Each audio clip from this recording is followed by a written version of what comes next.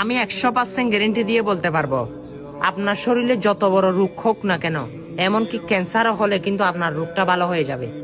কারণ আমি কথাগুলো কিন্তু এমনি এমনি বলতেছি না, মুখের উপর বলতেছি না, কোরআন হাদিস থেকে বলতেছি কথাগুলো। কারণ আমার প্রিয় নবীজি বলে, যে প্রতিনিয়ত পড়ল লা হাওলা ওয়ালা কুওয়াতা ইল্লা বিল্লাহ, তার 99টা অসুখ অসুখ হলেও তার কিন্তু সুস্থ হয়ে যাবে, ভালো হয়ে যাবে। অবশ্যই এই ভিডিওটা তো আপনি দেখেছেন, সকল মুসলমানের কাছে আপনি পৌঁছে দিবেন, কারণ আপনার কারণে অনেক মানুষ অনেক বড় ধরনের রোগ থেকে বাঁচতে পারবে। আপনার কারণে কেউ যদি শেফা পেয়ে যায়, অবশ্যই শেফার নিয়ামত আল্লাহ রাব্বুল আলামিন আপনার অন্তরে ঢুকিয়ে দিবে।